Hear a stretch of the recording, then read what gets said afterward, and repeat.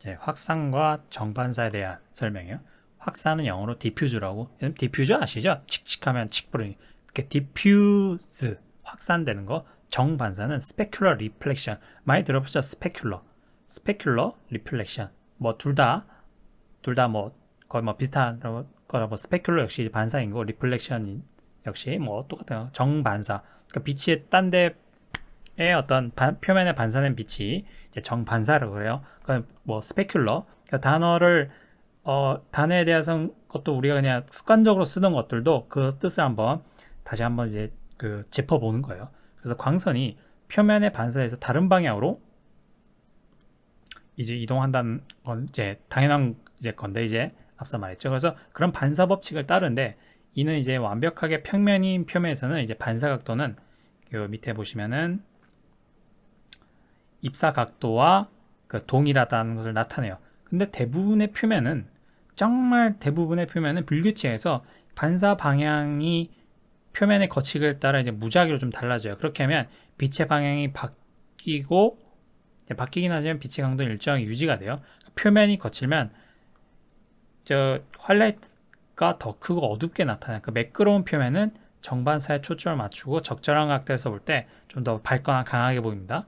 물론 이제 두 개의 경우 이제 동일한 총량의 빛이 이제 반사돼요. 그 왼쪽 그림을 보시면은 그 밑에 막 러프니스, 그러니까 거칠기가 러프니스거든요. 거칠기가 0이에요. 어둡죠. 매우 매끄러운 당구공처럼 돼 있어요. 그래서 매끄러운 이제 표면은 이제 적절한 각도에 보면 이제 표면 반사가 밝게 이제 저 태양도 잘 보이고 밑에 보시면 입사광이 좀 약간 그래도 표면이 완전히 이제 100% 매끄럽다 할 수 없지만은 대부분의 반사된 빛이 우리 쪽으로 눈으로 선명하게 들어온다. 그렇게 볼 수 있고요. 오른쪽은 표면이 거칠다는 것을 이제 표현할 수 있게 러프니스가 올라간 상태예요. 그래서 입사광이 왔지만은 어떤 거는 표면이 이렇게 거치니까 그러니까 우리 눈 쪽으로 와야 될 빛이 막 다른 데로 가요. 그러니까 우리 눈 쪽으로 와야 될 빛이 좀 많이 적죠. 그래서 흐리고 많이 이제 스페큘러 같은 이 하이라이트가 좀 더 크다. 그리고 주변에 반사되는 이미지 그러니까 물론 이것도 빛이지만 이 반사된 이미지도 일종의 빛이죠. 그러니까 반사되는 빛들이 적어서 흐려요. 그리고 반사된 이런 방향은 표면 거치에 따라 이제 무작위를 변한다는 걸 이제 말씀을 드렸는데, 근데 요거는 이제 반사고 굴절은 어떤 광선의 이 뭐랄까 방향이 변화되는 거거든요. 빛이 이제 한 매체에서 이제 다른 매체, 공기에서 혹은 유리로 이동할 때 이렇게 속도와 방향이 변경된다는 거. 이런 건 이제 당연히 아시죠, 그죠? 이제 이걸 이제 굴절률이라 하는데 IOR이라 불러요. IOR은 영어로 보면 인덱스 오브 리프렉션이야. 아까 반사는 리플렉션이고 굴절은 리프렉션이거든요.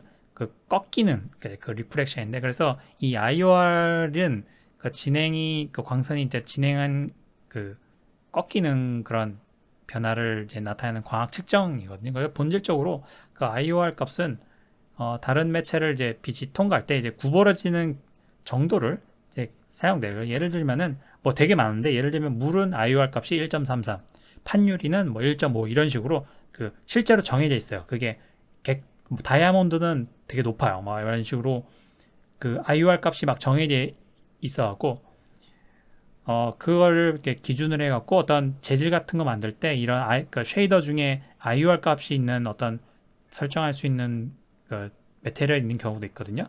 이제 그런 IOR 값을 이제 정할 수 있는 경우도 있어요. 그래서 이런 식으로 물 한 컵에 빨대를 이제 렌더링 한 걸 볼 수 있어요. 그리고 빛이 다른 매체, 공기 혹은 물 유리를 통과할 때 굴절로 해서 빨대가 이제 구부러져 나타날 수 있어요. 이제 확산의 반사는 이제 굴절된 빛이거든요.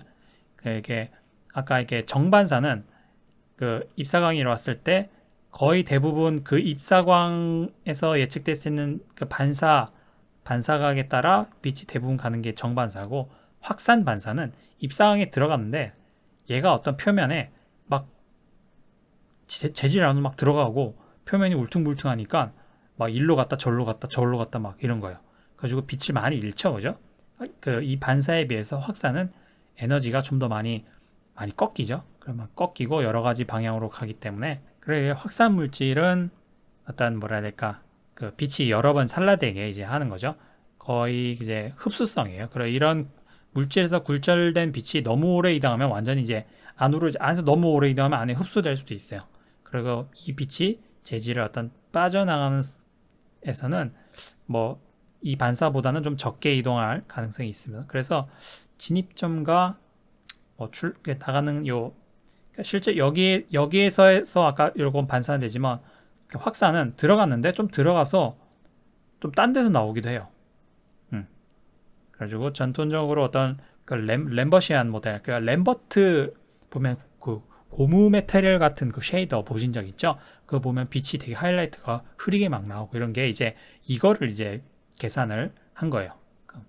그 오랜 나이아 모델 같은 그런 다른 확산 반사 모델 그 모델이 이러한 거칠기를 이제 그 계산한다 보시면 돼요. 산란이 높은데 흡수율이 낮은 물질을 뭐 반투명 물질이라고 하거든요. 예를 들면 연기, 뭐 우유, 그 다음에 일단 피부, 옥, 대리석 이런 게 있어요.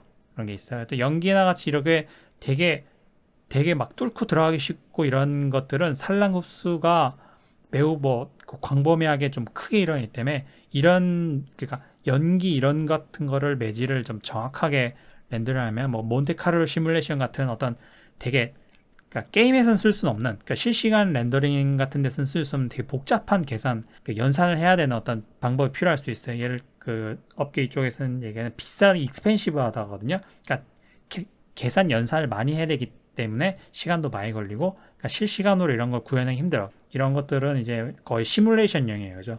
많은 시간을 들여갖고 계산을 많이 해야 되는 그리고 이런 것들이 있다.